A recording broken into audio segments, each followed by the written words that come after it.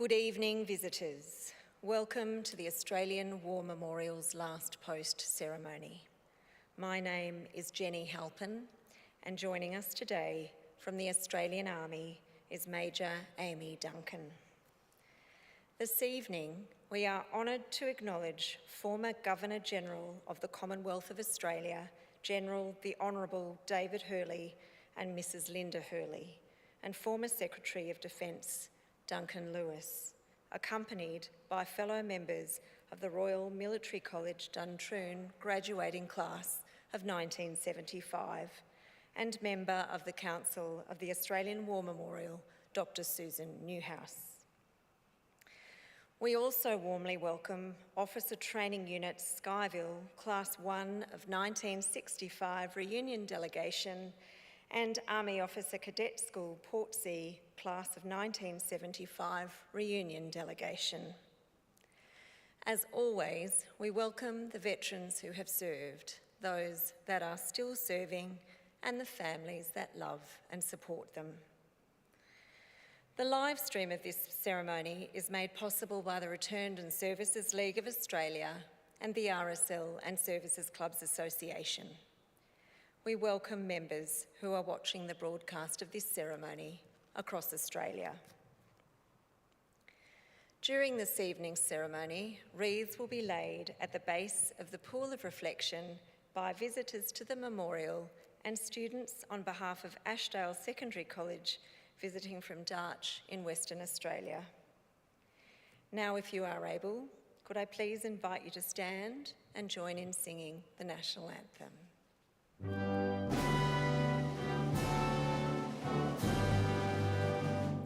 Australians, oh, let us rejoice, for we are one and free. We've golden soil and wealth for toil, our home is got by sea. Our land abounds in nature's gifts of beauty, rich and rare. In history's page, let every stage advance Australia fair. In joyful strains, then let us sing, advance Australia fair. Students and those who require a seat, please be seated. The Australian War Memorial was the vision of Charles Bean, Australia's First World War official historian. Bean landed with the Australian troops on Gallipoli and stayed with them at the front through to the end of the war. The idea of this national memorial and museum came to him at Pozières, France, in the depths of the bloody fighting of 1916. Bean's idea was that this would be a place where families and friends could mourn loved ones buried in faraway places. It would also be a place that could help all Australians understand what these men and women had endured and what they had done for us. Bean's vision, to which we remain true, is best expressed as inscribed in the entrance to the memorial's galleries.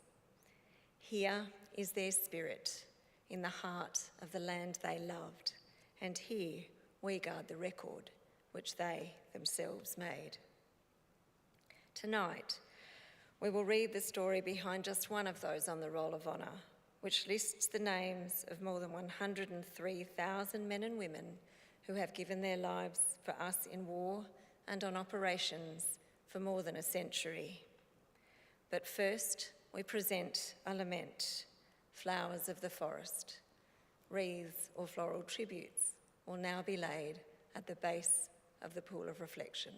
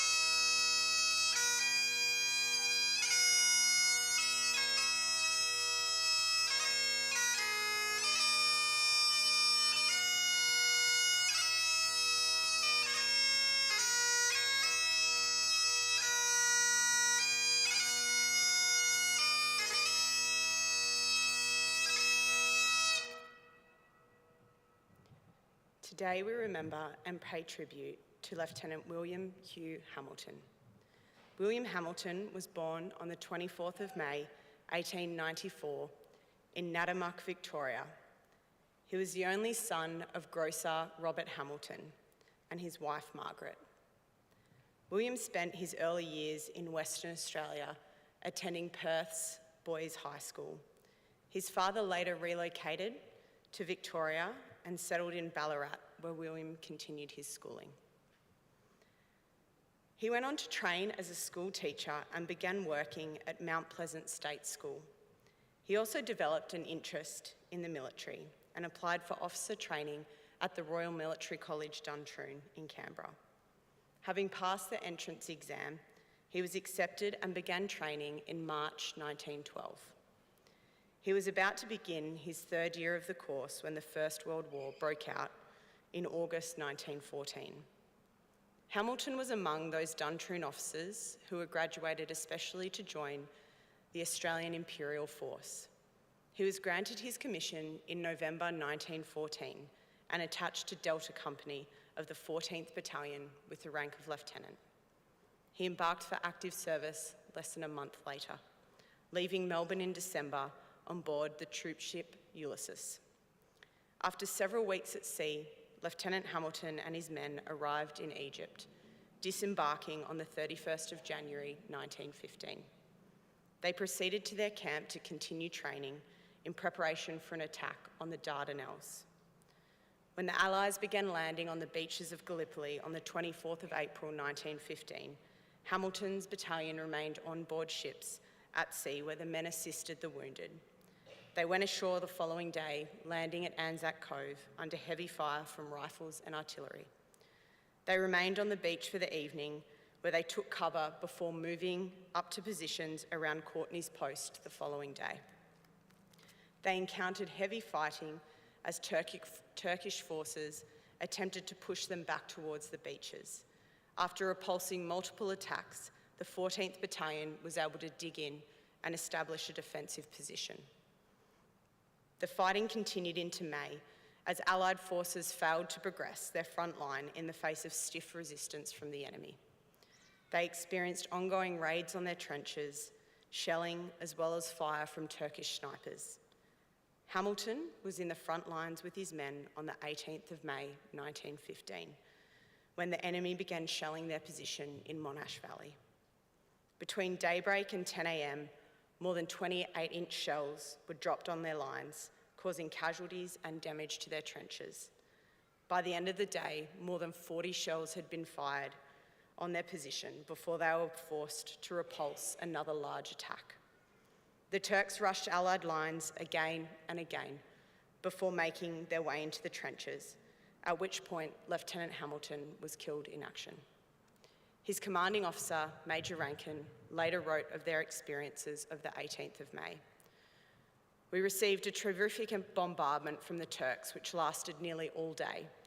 They showered 200-pound shells over and around us, which made holes bigger than a house, bursting stones and lumps of earth of great size into the air. The shells were quite easy to see coming, and when they struck the earth, it was blinding. In addition to this, they shelled our trenches with shrapnel and knocked them about very badly. This continuous rifle fire made a din which beggars description. That night, the Turks, under the command of a German general, came on with 3 divisions against our trenches, and we fought like mad until 6 in the morning. The 14th Battalion lost about 86 men, and the Turks are said to lost over 1,600. All I know is that their dead lay 3 deep in front of our trenches when daylight broke. It was a terrible night, and the hordes of Turks shouting Allah, Allah seemed overwhelming, but we stuck it out. At 3 o'clock, there was a fierce rush, and 7 Turks got into our trenches. Hamilton ran up and was immediately shot through the brain. Our night of horror ended at about 7:30 a.m, where we were all exhausted. Lieutenant Hamilton's remains lie buried at Shrapnel Valley Cemetery on Gallipoli. He was 21 years old. His name is listed on the Roll of Honour on my right. among almost 62,000 Australians who died serving in the First World War. His photograph is displayed today beside the pool of reflection. This is but one of many stories of service and sacrifice told here at the Australian War Memorial. We now remember Lieutenant William Hugh Hamilton, who gave his life for us, for our freedoms, and in the hope of a better world.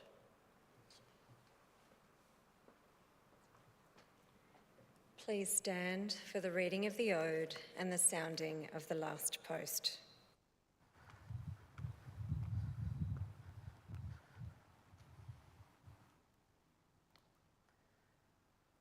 They shall grow not old, as we that are left grow old. Age shall not weary them, nor the years condemn. At the going down of the sun, and in the morning, we will remember them.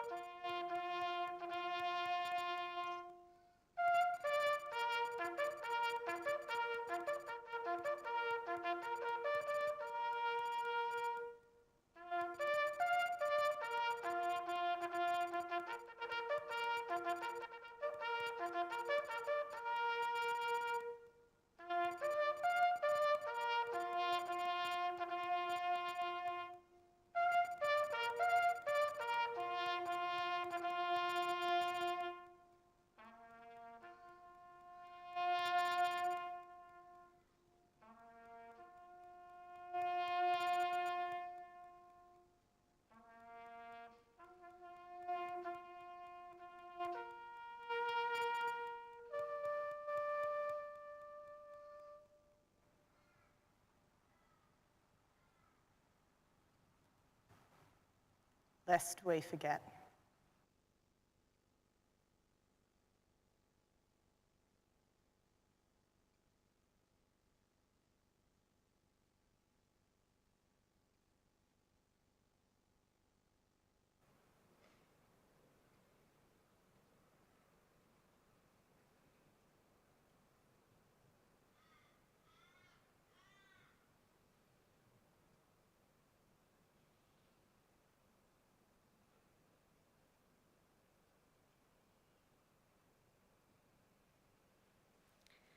We leave you this evening with the words of the memorial's founder, Charles Bean.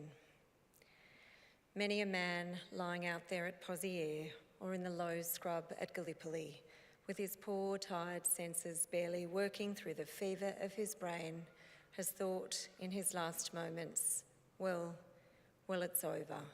But in Australia, they will be proud of this. Ladies and gentlemen, girls and boys, that concludes the last post ceremony. On behalf of our director, staff and volunteers, thank you for visiting the Australian War Memorial today. We wish you all a very pleasant evening.